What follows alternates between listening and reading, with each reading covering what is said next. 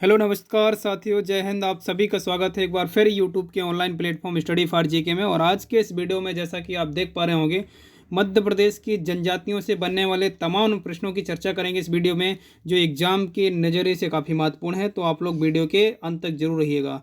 साथियों, आप सभी जानते हैं कि मध्य प्रदेश जनजातीय राज्य है, और जनजातीय राज्य है तो जनजातीय जो क्वेश्चन पूछे जाते हैं, यानी इस टॉपिक से जितने क्वेश्चन पूछे जाते हैं वो सारे क्वेश्चन इस वीडियो में लिया है हमने। तो आप वीडियो के अंत तक जरूर रहिएगा। अगर आप किसी भी एग्ज़ाम की तैयारी करते हैं तो ये वीडियो आपके लिए काफ़ी हेल्पफुल रहने वाला है। चलिए तो शुरू करते हैं इस वीडियो को। चलिए देखते हैं। सबसे पहले देखिए, जो क्वेश्चन आपके सामने निकल कर आते हैं, मोस्ट इंपॉर्टेंट क्वेश्चन है। देखिए यहाँ पर सबसे पहला जो क्वेश्चन आपके सामने आया है, मध्य प्रदेश की दूसरी सबसे बड़ी जनजाति कौन सी है दोस्तों। देखिए मोस्ट इंपॉर्टेंट है, बिल्कुल छपेगा एग्जाम में क्वेश्चन यहाँ से, है ना। बिल्कुल हल्के में नहीं लेना है। यहाँ से अक्सर किसी भी एग्जाम का पेपर उठाकर देख लीजिए, जनजातियों से एक क्वेश्चन जरूर पूछा जाता है, एक से दो क्वेश्चन जरूर पूछे जाते हैं। अगर ये वीडियो आपने कंप्लीट देखा है तो क्वेश्चन यहाँ से छूटने वाला नहीं है साथियों, ध्यान दीजिएगा। चलिए देखिए, मध्य प्रदेश की दूसरी सबसे बड़ी जनजाति कौन सी है, तो विशेष रूप से आपको याद रखना है। यहाँ जो आपके सामने ऑप्शन दिए रहे हैं, आपके दिए गए ऑप्शन देखिए यहाँ पर गोंड, भील और कोरकू, और इनमें से कोई नहीं है। यानी अगर बात करें तो ऑप्शन आपके सामने है। ऑप्शन आपको ABCD में आंसर देना रहेगा। तो साथियों, इसके राइट आंसर की बात कर लेते हैं। देखिए मध्य प्रदेश की दूसरी सबसे बड़ी जनजाति कौन सी है। आप सभी जानते हैं दोस्तों से कि मध्य प्रदेश की जो सबसे बड़ी जनजाति है वो आपकी भील है। कौन सी है? भील। भील मध्य प्रदेश की सबसे बड़ी जनजाति है। और यहाँ पर जो क्वेश्चन आपसे पूछा जा रहा है, दूसरी सबसे बड़ी जनजाति पूछी जा रही है, तो विशेष रूप से आपको याद रखना है दूसरी कौन सी है आपकी। Option number A will be right answer हो जाएगा, यानी गोंड। विशेष रूप से याद रखना है, गोंड जो है आपकी मध्य प्रदेश की दूसरी बड़ी जनजाति है। और इसके साथ साथ अगर हम बात करें तो ये भारत की सबसे बड़ी जनजाति है दोस्तों, याद रखिएगा। IMP है, भारत की सबसे बड़ी जनजाति कौन सी है? गोंड। विशेष रूप से याद रखिएगा, लेकिन मध्य प्रदेश की सेकंड नंबर में है, विशेष रूप से आपको याद रखना है। भील अगर वहीं हम बात करें साथियों, तो भील आपसे पूछा जाए तो भील पूरे मध्य प्रदेश की अगर हम बात करें तो भील मध्य प्रदेश की पहली सबसे बड़ी जनजाति, विशेष रूप से याद रखना है। भील भील मध्य प्रदेश की सबसे बड़ी जनजाति है। ऑप्शन नंबर A जो B दिया है ये भी आपको याद रखना है। क्लियर है। देखिए अगर हम गोंड के स्थान की क्षेत्र की बात करें कि मध्य प्रदेश में गोंड जनजाति कहाँ पर पाई जाती है, तो विशेष रूप से अगर हम बात करें तो गोंड जनजाति मध्य प्रदेश के लगभग संपूर्ण मध्य प्रदेश में फैली हुई है। अगर विशेष रूप से बात करें तो ये मध्य क्षेत्र में पाई जाती है, गोंड और पारधी वगैरह। क्लियर है। चलिए अब नेक्स्ट क्वेश्चन की ओर बढ़ते हैं, जो कि IMP है। देखिए नेक्स्ट क्वेश्चन की ओर बढ़ते हैं साथियों, ध्यान दीजिएगा। नेक्स्ट क्वेश्चन है आपके सामने निकल कर आया है, गौणों की उत्पत्ति किस शब्द से मानी जाती है। ये भी काफ़ी बार रिपीट हुआ क्वेश्चन है, ध्यान दीजिएगा आप सभी लोग। देखिए गौणों की जो उत्पत्ति है वो किस शब्द से मानी जाती है, वो शब्द आपके यहाँ पर दिए गए। देखिए एक पर्वत दिया है, कोण दिया है और कोद दिया है, और इनमें से कोई नहीं साथियों। चार ऑप्शन है आपके सामने, इन चारों ऑप्शन में आपको टिक करना रहेगा राइट आंसर। देखिए इसके राइट आंसर की अगर हम साथियों बात करें तो याद रखिएगा प्यारे साथियों, इसका राइट आंसर क्या हो जाएगा? Option number B will be right answer हो जाएगा। B लगाइएगा इसका right answer, option number B right answer हो जाएगा। गौण शब्द की जो उत्पत्ति है वो कोण शब्द से ली गई है, विशेष रूप से याद रखिएगा। और कोण का जो अर्थ होता है विशेष रूप से याद रखिए, पर्वत होता है। क्या होता है इसका अर्थ? इसका अर्थ होता है पर्वत। कोण जो शब्द होता है उसका अर्थ क्या होता है? पर्वत होता है। अर्थात पर्वत यह वो जनजाति है जो पर्वतों पर निवास करती है साथियों, याद रखिएगा। जो गौण जनजाति है इसका अर्थ क्या होता है? पर्वत होता है कोण का। और कोण इसका मतलब क्या हुआ कि ये वो जनजाति है जो पर्वतों पर निवास करती है साथियों, ध्यान दीजिएगा। चलिए नेक्स्ट क्वेश्चन की ओर बढ़ते हैं। देखिए मोस्ट इंपॉर्टेंट क्वेश्चन है। देखिए साथियों यहाँ पर जो बात की जा रही है साथियों, ध्यान दीजिएगा। दूध लौटावा प्रथा, विशेष रूप से याद रखना है, दूध लौटावा प्रथा किस जनजाति में प्रचलित है। ये भी इम्पोर्टेंट है, पूछा गया क्वेश्चन है, याद रखिएगा साथियों। दूध लौटावा जो प्रथा है ये किस जनजाति में प्रचलित है, दूध लौटावा। तो विशेष रूप से देखिए ऑप्शन आपके सामने थोड़ा सा दिखाने की कोशिश करता हूँ। देखिए भील, B ऑप्शन है बैगा, और यहाँ पर अगर बात करें तो नेक्स्ट जो है आपके कोरकू और गोंड, ये आपके चारों के चारों ऑप्शन है यहाँ पर देखिएगा। देखिए अगर हम इसके राइट आंसर की बात करें, दूध लौटावा जो प्रथा होती है साथियों, दूध लौटावा प्रथा जो होती है ये विवाह की एक पद्धति, विशेष रूप से याद रखना होगा आपको। विवाह की क्या है? एक पद्धति है दूध लौटावा। और ये प्रथा विशेष रूप से जो होती है ये गोंड जनजाति में प्रचलित है। दूध लौटावा जो प्रथा है ना मध्य प्रदेश में अगर बात करें तो किस जनजाति में है? गोंड जनजाति में है, विशेष रूप से आपको याद रखना होगा। ये ऑप्शन आपके सामने है ना, ये तो option number D will be right answer हो जाएगा। गोंड जनजाति में ये प्रथा प्रचलित है कौन सी? दूध लुटाव प्रथा। अब दूध लुटावा होता क्या है साथियों? तो ध्यान रखना होगा आपको साथियों कि भाई की लड़की और बहन का लड़का, यानी भाई की लड़की, विशेष रूप से याद रखिएगा, भाई की लड़की और बहन का लड़का, बहन का क्या होना चाहिए? लड़का, ये दोनों आपस में क्या कर सकते हैं? शादी ब्याह कर सकते हैं। शादी ब्याह का प्रचलन है, इसमें किसी प्रकार की समस्या नहीं है। तो विशेष रूप से याद रखिएगा, भाई की लड़की और बहन का लड़का आपस में विवाह कर सकते हैं, यही कहलाता है साथियों दूध लुटावा विवाह, विशेष रूप से याद रखिएगा। और दूध लुटावा विवाह जो है किस जनजाति में प्रचलित है प्यारे साथियों? ये किस में है? आपको विशेष रूप से याद रखना है, गौड़ जनजाति में प्रचलित है। क्लियर है? चलिए नेक्स्ट क्वेश्चन की ओर बढ़ते हैं। अब देखिए नेक्स्ट क्वेश्चन देखिएगा, आईएमपी क्वेश्चन है, देखिएगा मोस्ट इंपॉर्टेंट क्वेश्चन है। आपसे पूछा जा रहा है कि लामा नाई उस व्यक्ति को कहा जाता है जो विवाह करता है। देखिए लामा नाई जो व्यक्ति होता है वो किस प्रकार का विवाह करता है, विशेष रूप से ये क्वेश्चन आपसे पूछा जाता है। क्वेश्चन को भली भांति समझना होगा साथियों, क्वेश्चन में ही आंसर छिपा होता है। क्लियर है? तो देखिए यहाँ पर लामा नाई उस व्यक्ति को कहा जाता है जो किस प्रकार का विवाह करता है, यहाँ पर ये पूछा गया है। तो देखिए यहाँ पर जो ऑप्शन है आपके सामने, एक सेवा विवाह है, एक पलायन विवाह है सॉरी, और ये ब्रह्म विवाह है, और ऑप्शन डी जो है इनमें से कोई नहीं है ना। ये चारों ऑप्शन आपके सामने हैं। तो देखिए लामा नाई जो विवाह होता है ना साथियों, याद रखिएगा, जो लामा नाई विवाह होता है वो कहलाता है, वैसे लामा नाई वह व्यक्ति कहलाता है जो करता है कौन सा विवाह? सेवा विवाह करता है साथियों, याद रखिएगा। जो व्यक्ति सेवा विवाह करता है वो क्या कहलाता है? लामा नाई कहलाता है। लामा नाई विशेष रूप से अगर हम बात करें तो याद रखिए गौड़ जनजाति में है, ये गौड़ जनजाति में प्रचलित प्रथा है, विशेष रूप से याद रखिएगा। इसमें होता क्या है कि वर द्वारा जो वर होता है, वर द्वारा वधू मूल नहीं चुकाने की स्थिति में वह भी ससुर के यहाँ सेवा करता है, विशेष रूप से याद रखिएगा, जिससे खुश होकर उसे कन्या दे दी जाती है, और इसे सेवा विवाह भी कहा जाता है साथियों, याद रखिएगा। और जो वहाँ पर रहता है वर वधू का जो क्या होता है, उसका मूल्य चुकाने के लिए जो व्यक्ति रहता है उसी को क्या बोला जाता है? लामा नाई बोला जाता है। तो सेवा विवाह किसमें प्रचलित है? गौड़ जनजाति में प्रचलित है साथियों, याद रखिएगा। क्लियर है? चलिए नेक्स्ट क्वेश्चन की बात कर लेते हैं। नेक्स्ट क्वेश्चन देखिएगा, नेक्स्ट क्वेश्चन है आपके सामने, देखिएगा। नेक्स्ट क्वेश्चन जो साथियों है, ये क्वेश्चन नंबर 5 की बात कर रहे हैं। क्वेश्चन नंबर 5 मोस्ट इंपॉर्टेंट है, याद रखिएगा साथियों। ये क्वेश्चन आपसे पूछा जा रहा है कि व्यवसाय के आधार पर गौड़ जनजाति की निम्न उपजातियां हैं। उप जनजातियों की बात कर रहे हैं, है ना। उप जनजातियाँ किसकी? गौड़ जनजाति की उपजातियों की बात कर रहे हैं साथियों। देखिए गौड़ जो जनजातियों की अगर बात करें तो कितनी उपजातियाँ हैं इसकी, ये आपसे पूछा जा रहा है साथियों। चलिए इसके राइट आंसर की बात कर लेते हैं हम, है ना। देखिए इसके राइट आंसर की बात करें अगर हम साथियों, तो साथियों इसका जो वर्गीकरण है ना गौड़ जनजाति का, इसका वर्गीकरण 2 टाइप से किया जा सकता है साथियों, ध्यान दीजिएगा। यहाँ पर जो वर्गीकरण है इसका 2 टाइप से कैसे किया जा सकता है, देखिएगा साथियों। यहाँ जो वर्गीकरण है गौड़ जनजाति का, एक तो व्यवसाय के आधार पर किया जा सकता है साथियों, एक किसके आधार पर? व्यवसाय के आधार पर, और दूसरा किया जा सकता है किस आधार पर? संपत्ति के आधार पर। अगर हम वहीं बात करें व्यवसाय के आधार पर, तो व्यवसाय के आधार पर ये 4 कैटेगरी होती हैं गौड़ जनजाति में। अगर हम कुछ बात करें, देखिए यहाँ पर जैसे कि प्रधान लिखा हुआ है, क्या लिखा हुआ है यहाँ पर? प्रधान लिखा हुआ है। व्यवसाय के आधार पर बता रहे हैं साथियों, यहाँ पर प्रधान, ओझा और अगरिया, और एक और होता है आपका कौन सा? सोलहास। तो विशेष रूप से ये क्या है? व्यवसाय के आधार पर है। वहीं अगर हम बात करें संपत्ति के आधार पर, तो संपत्ति के आधार पर होते हैं राजगौड़ और धौरगौड़ होते हैं साथियों, याद रखिएगा। लेकिन यहाँ पर व्यवसाय के आधार पर बात कर रहे हैं, तो व्यवसाय के आधार पर गौड़ जनजाति की अगर बात करें तो 4 उप जातियाँ होती हैं, उप जनजातियाँ होती हैं किसकी? गौड़ जनजाति की। अगरिया, ओझा और प्रधान, ये क्या हैं? गौड़ जनजाति की उप जनजातियाँ हैं, विशेष रूप से आपको याद रखना है। जो अगरिया है विशेष रूप से याद रखिएगा, अगरिया क्या काम करती है? अगरिया जो होती है विशेष रूप से याद रखिए, ये लोहे का काम करती है साथियों, याद रखिएगा, लोहे का काम करती है अगरिया जनजाति। इसलिए लोहे से ऐसे याद रख लीजिए, लोहा गर्म होता है, गर्म होने के बाद लाल हो जाता है, तो लाल होता है, तो लाल लोहे का काम करने वाली अगरिया जनजाति कहलाती है, जो गौड़ जनजाति की क्या है? उप जनजाति है। क्लियर है? वहीं अगर हम बात करें ओझा जनजाति जो होती है साथियों, प्यारे साथियों ध्यान दीजिएगा, यहाँ पर जो ओझा जनजाति है ना साथियों, ध्यान दीजिएगा, ओझा जनजाति है ये विशेष रूप से याद रखना गौड़ जनजाति की उप जनजाति है, विशेष रूप से याद रखिएगा। और ओझा जो जनजाति है क्या काम करती है? तांत्रिक कार्य करने में माहिर होती है। ये जनजाति तांत्रिक विद्या सीखती है और तांत्रिक रूप से काम करने का काम करती है, यानी तांत्रिक जो विद्या होती है उसमें महारत हासिल रखती है जनजाति, विशेष रूप से याद रखिएगा। यहीं अगर बात करें प्रधान की, तो प्रधान की अगर बात करें तो प्रधान जो होते हैं ये पूजा पाठ करने वाले गौड़ कहलाते हैं साथियों, याद रखिएगा। पूजा पाठ करने वाले गौड़ क्या कहलाते हैं? प्रधान कहलाते हैं। तो साथियों याद रखिएगा, इस क्वेश्चन से हमको इतनी चीज़ें क्लियर हुई हैं। और यहाँ पर याद रखिएगा, गौड़ जनजाति की व्यवसाय के आधार पर 4 कैटेगरियाँ हैं, एक करिया और ओझा और प्रधान, और एक आपको सोल्हास याद रखना है जो बढ़ई का कार्य करने वाले होते हैं। साथियों क्लियर है? तो इसका राइट आंसर क्या हो जाएगा साथियों?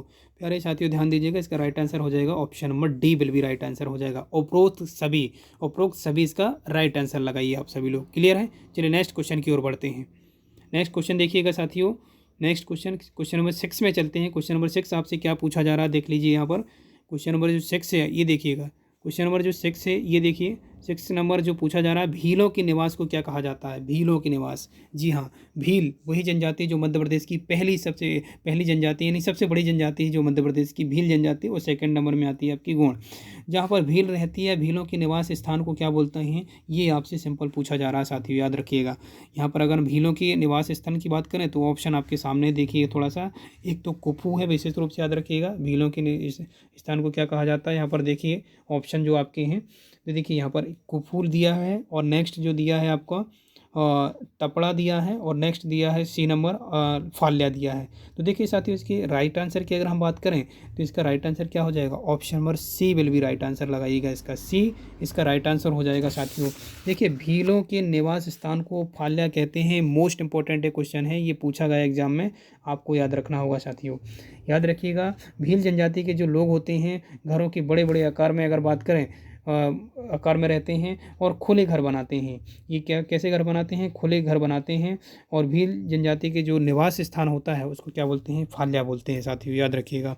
चलिए नेक्स्ट क्वेश्चन की ओर बढ़ते हैं हम। देखिए नेक्स्ट क्वेश्चन जो है क्वेश्चन नंबर 7 है साथियों। Question number 7 most important question है साथियों, याद रखिएगा। यहाँ पर जो पूछा जा रहा है आपसे कि भीलों का प्रणय स्थान, क्या पूछा जा रहा है?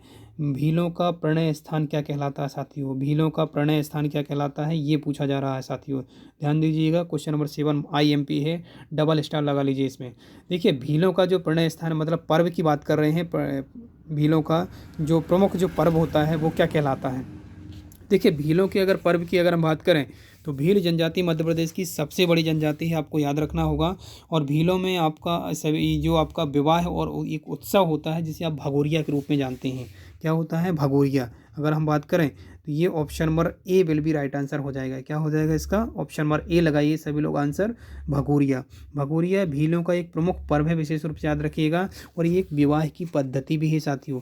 उत्सव के साथ साथ ये विवाह की पद्धति है, विशेष रूप से याद रखिएगा। किसका? भील जनजाति का, है ना, याद रखिएगा। अब देखिए भगोरिया क्या होता है।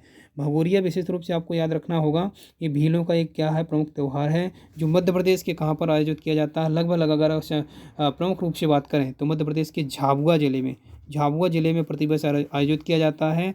और ये होली के पर्व, होली के अवसर पर आयोजित किया जाता है, याद रखिएगा। इसमें भील जो जनजाति होती हैं, भील जनजाति की नव युवक और युवतियाँ होती हैं, एक दूसरे को पसंद करती हैं और अपना वर या जो वधू वगैरह होते हैं वो अपने आप को से अगर बात करें तो यहाँ पर सीधे एक डायरेक्ट अगर बात करें तो यहाँ पर बात करने जा रहे हैं किसकी? यहाँ पर भगोरिया। तो मेला ही लगता है, मेला के साथ साथ यहाँ पर नव युवक और युवतियाँ होती हैं वो अपने पसंद का वर ढूंढती हैं, विशेष रूप से याद रखिएगा। वर या अपने पसंद से लड़का या लड़की शादी करते हैं, यहाँ पर विशेष रूप से आपको याद रखना होगा। भीलों का प्रमुख पर्व कौन सा है? भगोरिया, जो कहाँ पर आयोजित किया जाता है? लगभग अगर बात करें तो ये झाबुआ जिले में प्रमुख रूप से आयोजित किया जाता है प्रत्येक वर्ष। और कब आयोजित किया जाता है साथियों? ये भी याद रखिएगा, होली के समय में आयोजित किया जाता है, होली के समय में आयोजित किया जाता है। क्लियर है? चलिए अब नेक्स्ट क्वेश्चन की ओर बढ़ते हैं। नेक्स्ट क्वेश्चन देखिएगा, काफ़ी इंपॉर्टेंट है। नेक्स्ट क्वेश्चन देखिएगा साथियों। नेक्स्ट क्वेश्चन जो है क्वेश्चन नंबर 8 की बात कर रहे हैं। क्वेश्चन नंबर 8 साथियों याद रखिएगा, मोस्ट इंपॉर्टेंट है। देखिए मध्य प्रदेश की किस जनजाति को गोल गधेड़ों प्रथा पाई जाती है? गोल गधेड़ों की प्रथा है। देखिए साथियों, अगर गोल गधेड़ों की अगर हम बात करें तो ये जो आप जैसा कि जानते हैं ना कि आपकी जो भील जनजाति है ना, इसी में क्लियर कर लेते हैं थोड़ा। देखिए तो साथियों यहाँ पर बात कर रहे हैं इस क्वेश्चन की, क्वेश्चन नंबर 8 की। मध्य प्रदेश की किस जनजाति में गोल गधेड़ों जो है, गोल गधेड़ों जो प्रथा है वो पाई जाती है। देखिए साथियों, अगर हम बात करें तो यहाँ पर जो ऑप्शन आपके सामने है गोल गधेड़ू प्रथा वाला, तो आपको देखिए यहाँ पर जो ऑप्शन आपके सामने बिल्कुल इजी क्वेश्चन है और मोस्ट इंपॉर्टेंट क्वेश्चन है साथियों, याद रखिएगा। इसका ऑप्शन नंबर आपके देखिए यहाँ पर जो सामने आपके सामने है ना, तो विशेष रूप से याद रखिएगा। देखिए इसके राइट आंसर की अगर हम बात करें, गोल गधेड़ू की प्रथा ये पाई जाती है भील जनजाति में। राइट आंसर क्या हो जाएगा साथियों, भील जनजाति। भील जनजाति की अगर बात करें तो ये मध्य प्रदेश की सबसे बड़ी जनजाति है साथियों, याद रखिएगा। मध्य प्रदेश की सबसे बड़ी जनजाति भील जनजाति, और इसमें गोल गधेड़ों की प्रथा पाई जाती है, विशेष रूप से याद रखिएगा। देखिए यहाँ पर हम जो गोल गधेड़ों जो प्रथा है ना, विशेष रूप से आप याद रखिएगा। जो भगोरिया पर्व हमने पढ़ा ना अभी, भगोरिया पर्व, तो भगोरिया पर्व के 3 चरण होते हैं साथियों। कितने चरण होते हैं? 3 चरण होते हैं। और ये मालवा के प्रमुख स्थान अगर बात करें तो झाबुआ में लगाया जाता है, और इसके साथ साथ अगर बात करें तो मालवा के 20 स्थानों पर भगोरिया आयोजित किया जाता है। अगर प्रमुख रूप से बात करें तो झाबुआ में होता है, और होली के समय पर आयोजित किया जाता है, याद रखिएगा। होली के समय 7 दिनों तक चलने वाला तो ये उत्सव विशेष रूप से याद रखिएगा। क्लियर है? चलिए यहाँ पर अगर बात करें तो इसके 3 चरण होते हैं साथियों। कितने चरण होते हैं आपसे पूछा जाएगा, इसके कितने चरण होते हैं? 3 चरण होते हैं। वो चरण देखिएगा यहाँ पर साथियों, चरण जो होते हैं 3 चरण कौन कौन से होते हैं मैं क्लियर करता हूँ यहाँ पर। देखिए थोड़ा सा, ये जो पहला चरण होता है देखिए साथियों, ये गुलालिया कहलाता है। पहला चरण क्या होता है? गुलालिया। और सेकंड चरण क्या होता है? गोल गधेड़ो। और तीसरा चरण क्या होता है आपको? वो जाड़िया होता है साथियों। तो याद रखिएगा ये भगोरिया के ही आपके क्या हैं, भगोरिया की ही कैटेगरी है। भगोरिया को ही डिवाइड कर दिया गया है 3 भागों में। एक गुलालिया होता है, गोल गधेड़ो होता है, और जाड़िया होता है। तो आप देख लीजिए ऑप्शन कौन सा हो जाएगा इसका, option number B will be right answer हो जाएगा। क्लियर है? क्योंकि भीलों का प्रमुख त्यौहार क्या कहलाता है? भगोरिया कहलाता है, भगोरिया उत्सव कहलाता है। क्लियर है? तो option number B will be right answer हो जाएगा। चलिए नेक्स्ट क्वेश्चन की ओर बढ़ते हैं अब साथियों। चलिए यहाँ पर देखिए क्वेश्चन नंबर 9 की बात कर रहे हैं। क्वेश्चन नंबर 9 मोस्ट इंपॉर्टेंट है, याद रखिएगा। देखिए यहाँ पर जो बात कर रहे हैं कि साज जो वृक्ष होता है साथियों, साज वृक्ष किस जनजाति का पवित्र वृक्ष है? यहाँ पर जनजाति दी गई है आपकी, भील जनजाति भी है साथियों, सहरिया भी है, और भारिया और बैगा। 4 ऑप्शन आपके सामने हैं साथियों। देखिए अगर हम बात करें साथियों इसके राइट आंसर की, तो इसका राइट आंसर क्या हो जाएगा आपका? साज जो वृक्ष है ना, इसमें अगर राइट आंसर की बात करें तो ऑप्शन नंबर आपका जो बैगा जनजाति है ना, ऑप्शन नंबर डी विल भी राइट आंसर हो जाएगा। बैगा जनजाति विशेष रूप से याद रखना होगा। तो बैगा जनजाति, साज वृक्ष किस जनजाति का पवित्र वृक्ष है? बैगा जनजाति का है साथियों। बैगा जनजाति विशेष रूप से याद रखिएगा। इसमें अगर हम बात करें तो ये क्या है, ये जो होते हैं बैगा जनजाति के लोग, ये जादू टोनों पर क्या करते हैं? विश्वास करते हैं। और इनका एक वृक्ष होता है साज वृक्ष, जिसको अपना पवित्र वृक्ष मानते हैं। इसकी अगर बात करें तो ये पवित्र वृक्ष में, साज वृक्ष में ही इनके देवता निवास करते हैं, जिनका नाम है बूढ़ा देव। क्या है? बूढ़ा देव। इनके देवता का नाम क्या है? बूढ़ा देव। और ये साज वृक्ष पर ही निवास करते हैं। तो इसलिए ये पूजते हैं बूढ़ा देव को, और इस वृक्ष को भी पूजते हैं, पवित्र मानते हैं, विशेष रूप से आपको याद रखना है। क्लियर है? और अगर हम वहीं बात करें तो ये बैगा जो जनजाति है आपकी, जो बैगा जो जनजाति है, ये मध्य प्रदेश के किस क्षेत्र में पाई जाती है? तो प्रमुख रूप से अगर हम बात करें तो मध्य प्रदेश के पूर्वी हिस्से में ये इस जनजाति का निवास क्षेत्र है। क्लियर है? चलिए नेक्स्ट क्वेश्चन की ओर बढ़ते हैं साथियों। नेक्स्ट क्वेश्चन क्या है आपका? क्वेश्चन नंबर 10 देखिएगा, मोस्ट इंपॉर्टेंट क्वेश्चन है। यहाँ पर देखिए मध्य प्रदेश की भारिया जनजाति के साथ किस क्षेत्र का नाम विशेष रूप से जुड़ा है? भारिया जनजाति मोस्ट इंपॉर्टेंट क्वेश्चन है, पूछा भी गया है अभी तक। देखिए मध्य प्रदेश की भारिया जनजाति के साथ किस क्षेत्र का नाम विशेष रूप से जुड़ा है? यहाँ पर ऑप्शन आपके सामने देख लीजिएगा, पातालकोट, अबूझमाड़, और इसके अलावा आपके ऑप्शन है बैगाचक, है ना, और डी नंबर ऑप्शन है आपके इनमें से कोई नहीं। देखिए इसके राइट आंसर की अगर बात करें साथियों तो याद रखिएगा क्वेश्चन बहुत महत्वपूर्ण है ना, महत्वपूर्ण है, बिल्कुल छपेगा क्वेश्चन। अगर आप किसी भी एग्जाम की तैयारी कर रहे हैं, आने वाली किसी भी प्रतियोगी परीक्षा में क्वेश्चन आपको देखने को मिल सकता है। क्लियर साथियों? देखिए यहाँ पर इसके राइट आंसर की अगर हम बात करें तो इसका राइट आंसर क्या हो जाएगा? विशेष रूप से याद रखिएगा, पातालकोट। क्लियर है आपको? देखिए मध्य प्रदेश की जो यहाँ पर जो ऑप्शन है आपकी पातालकोट, तो ऑप्शन नंबर तो पहले टिक कर लीजिए, क्योंकि जो आपका राइट आंसर है option number B will be right answer है। तो साथियों इसका राइट आंसर क्या हो जाएगा? Option number A will be right answer रहेगा, पातालकोट। अब आप पूछेंगे सर ये पातालकोट क्या होता है? तो पातालकोट एक स्थान का नाम है साथियों, याद रखिएगा। और ये स्थान कहाँ पर आता है? छिंदवाड़ा डिस्ट्रिक्ट में आता है। कहाँ पर आता है? छिंदवाड़ा, मध्य प्रदेश के छिंदवाड़ा जिले में एक स्थान का नाम है पातालकोट, जहाँ पर विशेष रूप से भारिया जनजाति निवास करती है। कौन सी जनजाति? भारिया जनजाति निवास करती है, विशेष रूप से याद रखना होगा। और ये पातालकोट कहाँ पर है? जमीन के निचले स्तर पर है। अगर हम बात करें तो यहाँ ये वो इलाका है जहाँ एकदम समय रोका सा प्रतीत होता है। ऐसा लगता है कि यहाँ पर अभी भी पूरे विश्व में अगर हम बात करें तो जनजातियाँ अभी भी निम्न स्तर पर हैं, इनका विकास अभी भी नहीं हुआ है। अगर हम बात करें तो ये जहाँ यहाँ ये इस स्थान को देखकर ऐसा लगता है कि समय अभी रुका हुआ है, विकसित नहीं हुए हैं। क्लियर है? तो ये विशेष रूप से याद रखना है। पातालकोट कहाँ पर आता है? छिंदवाड़ा जिले में आता है, मध्य प्रदेश की। और यहाँ पर निवास करती कौन सी जनजाति? आपकी भारिया जनजाति। क्लियर है? चलिए नेक्स्ट क्वेश्चन की ओर बढ़ते हैं साथियों। नेक्स्ट क्वेश्चन देखिएगा। नेक्स्ट क्वेश्चन है ऑप्शन नंबर, ये ऑप्शन जो आपके सामने है और क्वेश्चन भी आपके सामने आ गया है। देखिए साथियों, यहाँ पर जो क्वेश्चन है, जंगलियों के भी जंगली किसे कहा जाता है साथियों? जंगलियों के भी जंगली किसे कहा जाता है? मोस्ट इंपॉर्टेंट क्वेश्चन है, बिल्कुल एग्जाम में देखने को मिल सकता है साथियों। देखिए, जंगलियों को भी जंगली किसे कहा जाता है? किस जनजाति को कहा जाता है? ऑप्शन आपके सामने, सारे के सारे ऑप्शन आपके सामने दिए गए हैं प्यारे साथियों। देख लीजिए, यहाँ पर ऑप्शन आपके सामने हैं। बैगाओं को कहा जाता है, अबूझमाड़ियाँ को कहा जाता है, या फिर भारियाँ को कहा जाता है, या सभी को कहा जाता है। देखिए प्यारे साथियों, अगर हम बात करें इसके राइट आंसर की, तो जंगलियों का जंगली किसे कहा जाता है? याद रखिएगा, option number C will be right answer रहेगा। इसका क्या हो जाएगा? ऑप्शन नंबर सी लगाइएगा सभी लोग आंसर। ऑप्शन नंबर सी जो है भारिया जनजाति। भारिया जनजाति मध्य प्रदेश के छिंदवाड़ा डिस्ट्रिक्ट में पाई जाती है, पातालकोट नामक स्थान पर। और इन्हें क्या बोला जाता है? जंगलियों का जंगली भी कहा जाता है। अगर हम बात करें 1981 की एक जनगणना, 1981 में जनगणना हुई थी मध्य प्रदेश की, और इस जनगणना में इसको नाम दे दिया गया था जंगलियों का जंगली। क्यों कहा गया था? क्योंकि ये अभी भी इस तरह से निवास करते हैं, इनको दूसरी जगह से यानी बाहरी दुनिया से कोई वास्ता नहीं है। ये अपने ही जीवन में मौज मस्त रहते हैं साथियों, अपने ही वहीं इसी इलाके में सारी चीज़ों की मैनेजमेंट करते हैं, प्रबंध वगैरह करके रखते हैं, और दुनिया से इनको कोई मतलब है नहीं है। तो इसलिए जंगलियों को जंगली किसे कहा जाता है? भारिया जनजाति को कहा जाता है। भारिया जनजाति मध्य प्रदेश के कहाँ पर निवास करती है? छिंदवाड़ा के पातालकोट में, है ना। 10 से 11 गांव हैं। जब भी अगर छिंदवाड़ा वगैरह जाएँ तो वहाँ पर पातालकोट आप जा सकते हैं। क्लियर है?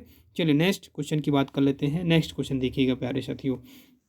देखिए, मोस्ट इंपॉर्टेंट क्वेश्चन है, बिल्कुल एग्जाम में देखने को मिलेंगे ये क्वेश्चन, है ना। हमने वही क्वेश्चन यहाँ पर सिलेक्ट किए हैं जो एग्जाम के नज़रिए से काफ़ी महत्वपूर्ण है साथियों, याद रखिएगा, है ना। इसके अलावा ऐसा कोई फालतू क्वेश्चन इसमें लिया नहीं है। क्लियर? देखिए यहाँ देखिए, सबसे पहले मध्य प्रदेश में भगोरिया हाट का संबंध किससे है? देखिए यहाँ पर जो पूछा गया है, जो क्वेश्चन हमने इसके पहले भगोरिया हाट की बात कर ली है। भगोरिया हाट, भगोरिया उत्सव, है ना, इसकी पहले भी हमने बात की है। तो यहाँ पर जो ऑप्शन आपके सामने है देख लीजिए, भगोरिया हाट, है ना। मध्य प्रदेश भगोरिया हाट का संबंध किससे है? देखिए, अबूझमाड़, रामगढ़, डिंडोरी। अगर हम बात करें तो ये जो भगोरिया हाट है पूरे मालवा क्षेत्र के 20 स्थानों पर आयोजित किया जाता है। कहाँ पर आयोजित, कितने स्थानों पर होता है? लगभग 20 स्थानों पर होता है। लेकिन प्रमुख रूप से अगर हम बात करें तो ये झाबुआ जिले में होता है प्रमुख रूप से। क्लियर है? तो साथियों याद रखना है, इसका राइट आंसर क्या हो जाएगा? Option number C will be right answer हो जाएगा। क्या हो जाएगा? Option number C, Jhabua. Jhabua में कब आयोजित किया जाता है? इसके पहले हम चर्चा कर चुके हैं। होली के समय आयोजित किया जाता है। 3 चरण होते हैं और 7 दिनों तक ये मेला आयोजित किया जाता है। और इसमें होता क्या है? इसमें जो नव युवक और युवतियाँ होते हैं अपने जीवन साथी का चुनाव करते हैं साथियों, याद रखिएगा, है ना। तो भगोरिया हाट मध्य प्रदेश के झाबुआ जिले में प्रमुख रूप से लगाया जाता है प्रत्येक वर्ष होली के समय। और इसमें होता क्या है? नए युवक युवतियाँ अपने जीवन साथी का चुनाव करते हैं साथियों। क्लियर है? चलिए नेक्स्ट क्वेश्चन की ओर बढ़ते हैं। नेक्स्ट क्वेश्चन देखिएगा प्यारे साथियों। देखिए यहाँ पर नेक्स्ट क्वेश्चन जो है आपका, और क्वेश्चन नंबर 13 की बात कर रहे हैं। क्वेश्चन नंबर 13 देखिए, मोस्ट इंपॉर्टेंट क्वेश्चन है। देखिए साथियों, देखिए लोहासुर किस जनजाति के प्रमुख देवता हैं? लोहासुर, जी हाँ, लोहासुर किस जनजाति के प्रमुख देवता हैं? ये क्वेश्चन आपसे पूछा गया है। और इसके पहले भी ये एग्जाम कई बार रिपीटेड क्वेश्चन है, कई बार एग्जाम में देखने को मिल चुका है पहले क्वेश्चन। तो चलिए इसके राइट आंसर की बात कर लेते हैं सबसे पहले, है ना। लोहासुर की बात कर लेते हैं। तो साथियों इसका राइट आंसर क्या हो जाएगा? Option number D will be right answer हो जाएगा। ऑप्शन नंबर डी लगा लीजिए इसका राइट आंसर, अगरिया जनजाति। देखिए साथियों हमने अगरिया जनजाति के पहले बात कर चुके हैं। अगरिया जनजाति जो है ये गोंड जनजाति की ही व्यवसाय के आधार पर एक क्या है, उप शाखा है, यानी अगर बात करें उप जनजाति है। क्लियर है? तो अगरिया जनजाति देखिए, लोहासुर किस जनजाति के प्रमुख देवता हैं? मोस्ट इंपॉर्टेंट क्वेश्चन है। लोहासुर, आप समझते हैं कि लोहा, और लोहा किस में तपता है आपका? लाल किस में होता है? आग में होता है लाल। तो ऐसे रिलेट करके याद कर लीजिएगा। लोहासुर किस जनजाति के देवता हैं? अगरिया जनजाति के देवता हैं, विशेष रूप से याद रखिएगा। और इसका जो निवास स्थान माना जाता है, लोहासुर जो देवता है इसका निवास स्थान एक धधकती हुई भट्टी को माना जाता है। साथियों याद रखिएगा, जो धधकती हुई भट्टी होती है इसमें अगर बात करें तो इसमें अगरिया जो लोग होते हैं, अगरिया जनजाति के जो लोग होते हैं उसमें काली मुर्गी की भेंट चढ़ाते हैं। किसमें? जो धधकती हुई भट्टी होती है उसमें काली मुर्गी की भेंट चढ़ाते हैं। इनका प्रिय भोजन जो होता है शुअर का मांस होता है। साथियों याद रखिएगा, शुअर का मांस इनका प्रिय भोजन होता है। साथियों क्लियर है? तो ऑप्शन नंबर यहाँ पर क्या हो जाएगा? डी ऑप्शन राइट लगाइएगा। चलिए नेक्स्ट क्वेश्चन की ओर बढ़ते हैं। नेक्स्ट क्वेश्चन IMP हो सकता है। देखिए यहाँ पर साथियों, देखिए इसके राइट आंसर की बात कर लेते हैं इस क्वेश्चन की। देखिए मध्य प्रदेश में सहारिया जनजाति का निवास स्थान। देखिए अगर हम बात करें, यहाँ पर मैं सारी चीज़ें यहाँ पर क्लियर करता हूँ आपको मैप के माध्यम से। यहाँ पर आपको क्लियर हो जाएगा कौन सी जनजाति मध्य प्रदेश के किस क्षेत्र में निवास करती है। देखिए थोड़ा सा मैं जगह लेना चाहूँगा यहाँ पर थोड़ा सा, और मैप बनाकर आपको समझाने की कोशिश करता हूँ थोड़ा सा। देखिए यहाँ पर ये मध्य प्रदेश का मैप बनाता हूँ मैं थोड़ा सा, और इस मैप में आपको समझाने की कोशिश करता हूँ। देखिए प्यारे साथियों, ये देखिएगा, ये मध्य प्रदेश का यूँ समझ लीजिए कि थोड़ा सा ये मध्य प्रदेश का इस टाइप से मैप बना हुआ है। ये समझिए, और ये देखिए थोड़ा सा इस टाइप से, और ये डिजाइन किया हमने मध्य प्रदेश का इस टाइप से मैप। देखिए इसमें अगर हम बात करें तो कौन सी जनजाति किस क्षेत्र में निवास करती है, थोड़ा सा आप समझने की कोशिश कीजिएगा।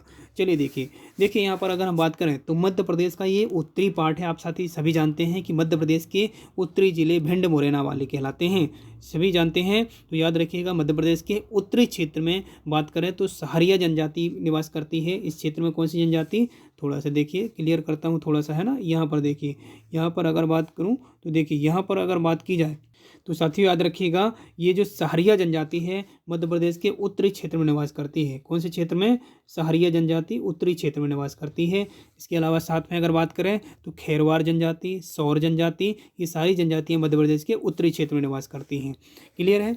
सहारिया जनजाति जो है अत्यंत पिछड़ी हुई जनजाति है, विशेष रूप से आपको याद रखना है। वहीं अगर देखिए मध्य प्रदेश में गोंड जनजाति की बात करें तो गोंड जनजाति आप सभी जानते हैं मध्य प्रदेश की दूसरी सबसे बड़ी जनजाति है, और ये मध्य प्रदेश के मध्य स्थल में अगर बात करें तो मध्य स्थल में गोंड जनजाति का निवास स्थान लगभग ज़्यादा पाया जाता है। हालांकि अगर हम बात करें तो मध्य प्रदेश के संपूर्ण क्षेत्र में गोंड जनजाति का विकास या स्थान देखने को मिलता है ना। लेकिन एक प्रमुख रूप से बात करें तो मध्य प्रदेश के मध्य में स्थल है, और मध्य क्षेत्र में ही गोंड जनजाति और पारधी जनजाति का निवास स्थान देखने को मिलता है। साथियों अब ये पूर्वी वाला इलाका है मध्य प्रदेश के पूरब के हिस्से में या पूर्वी हिस्से में कोल, पनिका, मुड़िया और ओराव और बैगा जनजाति देखने को मिलती हैं जनजातियाँ। क्लियर है? और अगर हम वहीं बात करें हम पश्चिमी इलाके पर मध्य प्रदेश के, तो मध्य प्रदेश के पश्चिमी इलाके पर याद रखना है आपको भील, बंजारा जनजाति प्रमुख रूप से देखने को मिलती हैं, और साउथ वाले इलाके पर आपको याद रखना है कोरकू और भारिया जनजाति। जी हाँ, भारिया जनजाति जो हम पहले बात कर चुके हैं मध्य प्रदेश के छिंदवाड़ा जिले में पातालकोट पर पाई जाती है। क्लियर है साथियों? चलिए अब नेक्स्ट, ये आई होप ये क्वेश्चन का आंसर बिल्कुल आप दे पाएंगे। देखिए मैं क्वेश्चन वापस आपको दिखाने की कोशिश करता हूँ। मध्य प्रदेश में सहारिया जनजाति का निवास स्थान किस क्षेत्र में है?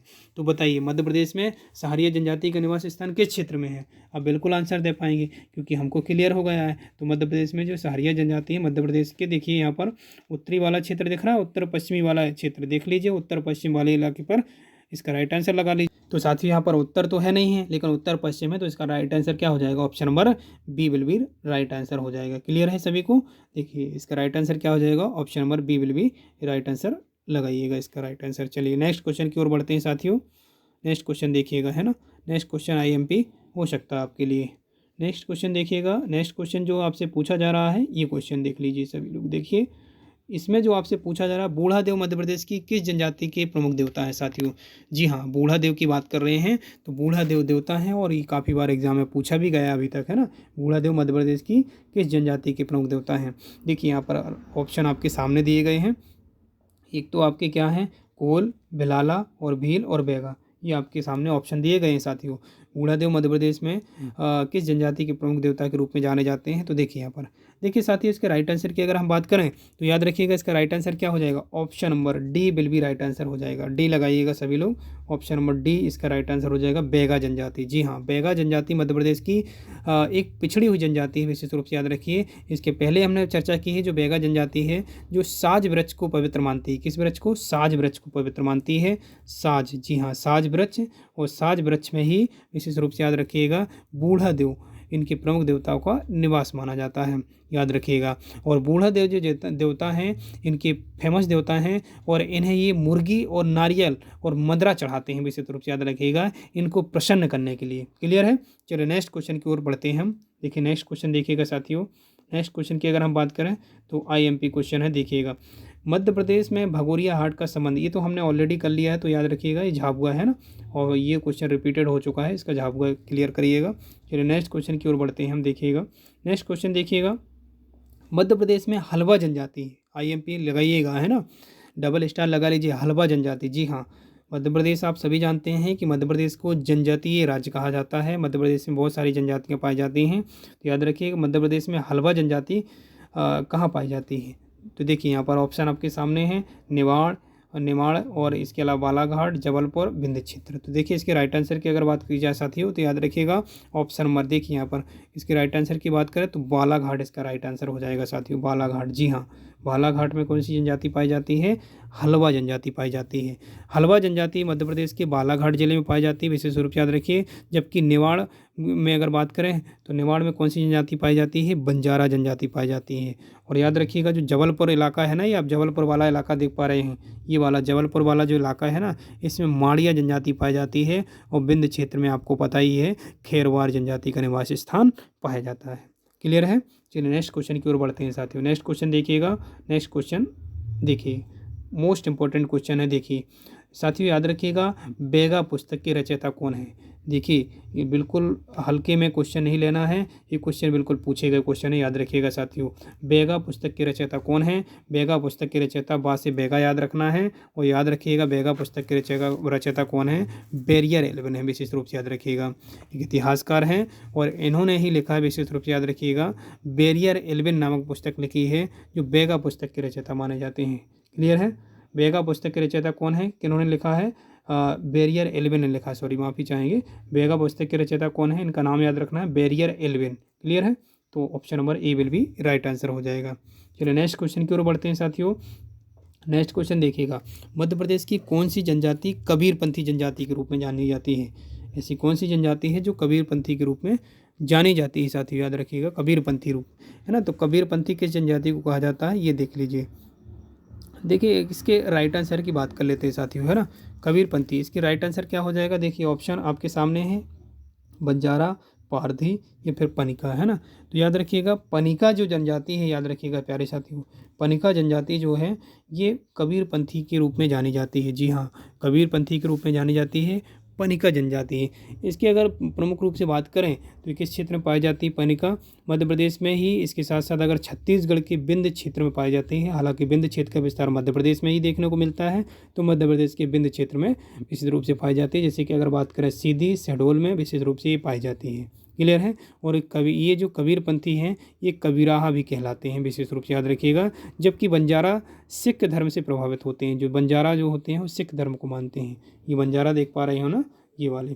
क्लियर है? चलिए नेक्स्ट क्वेश्चन की ओर बात कर लेते हैं। और आज के सेशन का, आज के लेक्चर का लास्ट क्वेश्चन है साथियों, ध्यान दीजिएगा, ये है ना। आज के लेक्चर का लास्ट क्वेश्चन है, पारधी जनजाति किन जिलों में निवास करती? पारधी, है ना, पारधी जनजाति की बात कर रहे हैं। हालांकि पारधी जनजाति हम ऑलरेडी पढ़ चुके हैं, है ना, कि मध्य क्षेत्र में निवास करती है। यहाँ पर आपके ऑप्शन भोपाल, रायसेन, सीहोर दिए गए हैं। तो चलिए पारधी जनजाति की बात कर लेते हैं। जी हाँ, पारधी जनजाति देखिएगा, इसमें ऑप्शन आपके सामने है, देखिए Bhopal, Raisen, Sehore. Option number D will be right answer हो जाएगा। साथियों हमने पहले क्लियर कहा है कि मध्य प्रदेश में मध्य स्थल में पारधी और गोंड जनजाति का विशेष रूप से निवास स्थान देखने को मिलता है। तो ये बीच वाले जिले तो आप देख ही पा रहे हैं, सीहोर, रायसेन और भोपाल, तो बिल्कुल सिंपल लगा सकते हैं। पारधी और गोंड जनजाति मध्य प्रदेश के मध्य में पाई जाती है। तो ये सारे डिस्ट्रिक्ट मध्य के तो हैं, तो विशेष रूप याद रखिएगा, तीनों के तीनों इसके राइट आंसर हो जाएंगे। क्लियर है? चलिए देखिए साथियों, ये हमने टॉप 20 क्वेश्चन को इसमें लिया था, इसके साथ साथ अदर फैक्टों की भी बात की है। अगर आप चैनल में नए हैं तो चैनल को सब्सक्राइब करना बिल्कुल ना भूलिएगा, है ना। और बेल आइकन को ज़रूर ऑन कर लीजिए, जिससे हमारे आने वाले सभी वीडियो का नोटिफिकेशन आपको मिलता रहे। और वीडियो अगर पसंद आता है तो शेयर ज़रूर कीजिएगा वीडियो को। और जी हाँ, अगर वीडियो का PDF चाहते हैं तो PDF चाहते हैं तो आप टेलीग्राम चैनल पर विजिट करें। टेलीग्राम चैनल आप जैसा कि देख पा रहे होंगे, ये स्टडी फॉर जी के सर्च कीजिएगा और वहाँ से आपको PDF प्राप्त हो पाएगा। चलिए मिलते हैं इसी प्रकार के न्यू वीडियो में, तब तक के लिए जय हिंद, जय भारत।